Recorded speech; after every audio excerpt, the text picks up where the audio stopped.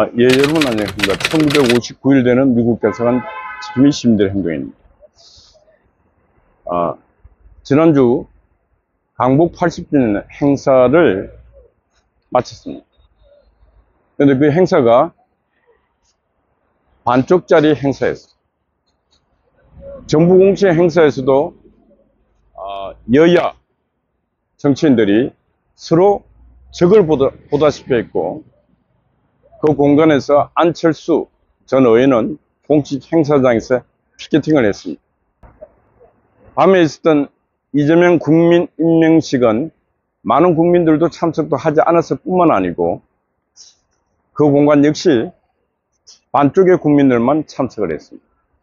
반쪽의 국민들이라 하는 것은 이재명과 민주당, 그리고 8월 15일을 놓고 그들이 바라보고 싶은 역사만을 바라보는 자익사관을 가진 자들만의 모임이었습니다. 자익사관을 가진 자들은 그들과 다른 생각을 하는 사람들을 뉴라이트라고 프레임을 씌워서 공격을 하고 있습니다. 김영석 독립관장이 강북 80주년에 기념사를 썼는 모양입니다. 김영석 독립관장이 우리 독립운동가들의 독립운동을 말씀하면서 거기서 이 독립운동에 또 하나 감사할 일은 독립투사들 뿐만 아니고 연합국에 대해서 감사해야 된다, 이런 말을 했는데, 지극히 정당하고 지극히 상식적이고 지극히 보편적인 생각이었습니다. 지금 이 땅을 살아가는 대한민국 국민들은 2차 대전 연합국의 그 승리, 미국의 히로시마 나가사키 원폭 도방으로 일본이 항복을 했습니다. 만약에 일본이 2차 대전에 주축국으로 전쟁에 참전하지 아니하고 한국을 식민지로 그대로 두고 있었더라면 지금도 우리는 일본 천황의 식민으로 살아가고 있을지도 모릅니다. 일본이 한국을 침략하고 중국을, 동남아를 침략해 가면서 그 패권, 절제되지도 못하고 멈출 수도 없는 패권을 행사해 가면서 미국을 상대로 전쟁을 일으켰습니다. 그 결과 일본은 바로 징벌을 당했습니다.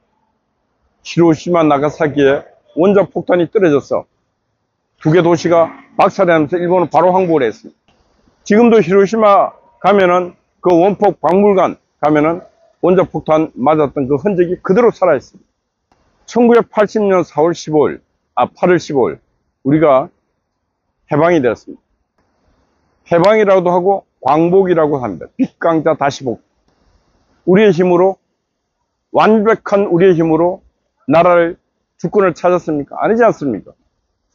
연합국들이 전쟁을 통해서 일본에게 항복을 받는 순간에 우리는 해방이 되었지만은, 근데 그 해방이 된과 동시에 우리의 주권이 행사된 건 아닙니다. 북에는 러시아, 소련군이, 남쪽에는 미군이 와서 반도를 분할 통치를 했습니다.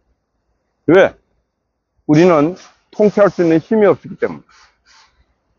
우리는 그 시대에 나라를 통치할 정치력도, 군사력도, 경제력도 아무것도 없습니다.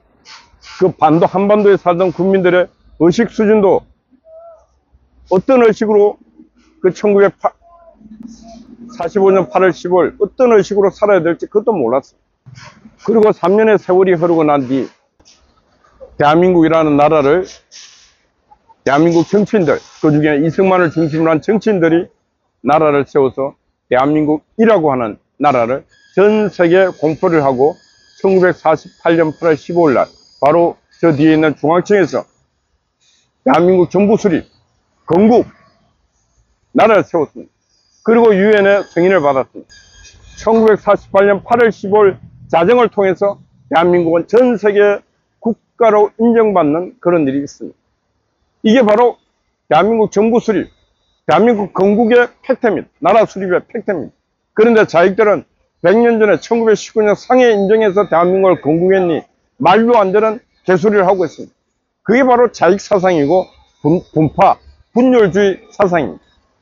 자익사상은 말이 안 되는, 자익사관은 말이 안 되는 말을 갖고 계속 자기들 말이 맞다고 이어가고 있습니다.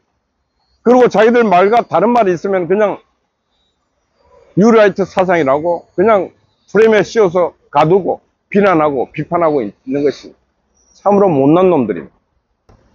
우리는 1945년 8월 15일 해방, 그 해방에 대해서 끊임없이 그 암울한 시대에 싸웠던 독립운동가들 항상 생각해야 됩니다. 그와 동시에 일본을 무너뜨려준 그 연합국에 대한 고마움도 우리는 항상 그날에 함께 생각해야 됩니다. 해방은 스스로 온 것도 아니고 우리의 힘으로 온 것도 아닙니다. 1945년이나 세월이 80년이 흐른 지금이나 한 나라의 운명은 자기들 스스로 결정하는 것이 아닙니다. 여러 나라 강대국들, 주변국들이 함께 그 나라의 운명을 결정할 수 있는 것입니다.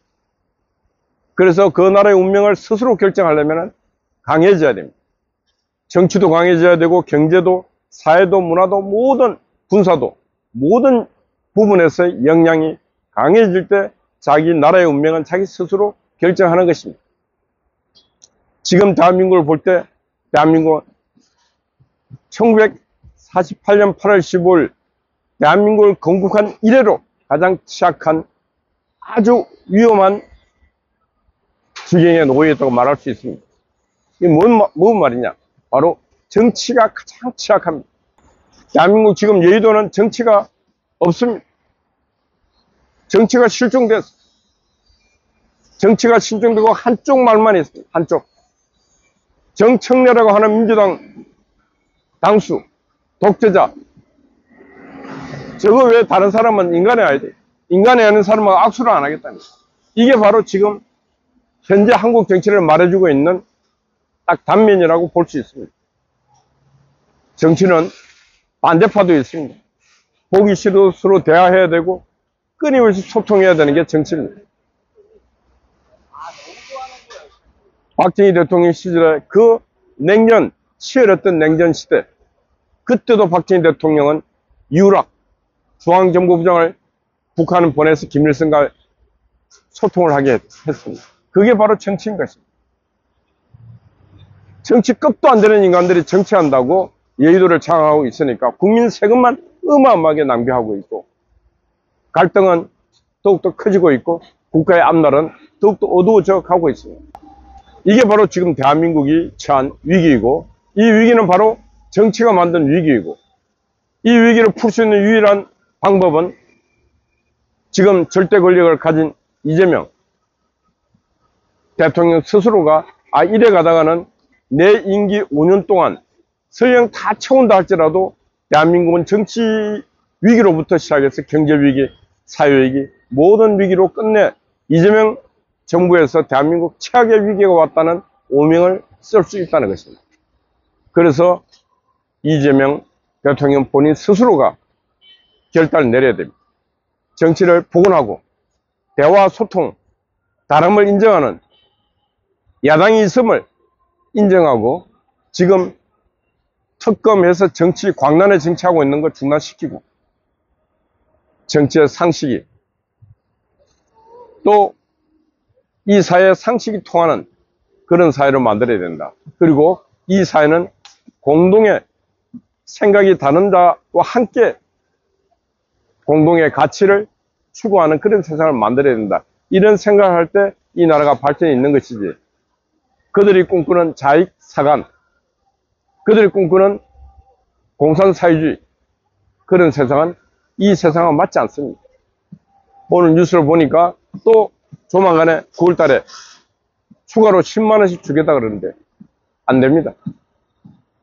차라리 그 모은 돈을 갖고 생산적인 일에 투자를 해서 그 투자금을 갖고 부를 축적하는 게 낫지. 소모성을 주면은 계속 콩나물 시루에 물 빠지시 그냥 빠져버려 사라집니다. 어느 날 줄 돈도 없어집니다. 국채 발행하겠다. 지금 부채 더 내려도 되겠다. 천만의 말씀, 누누이 말씀드리지 않습니다.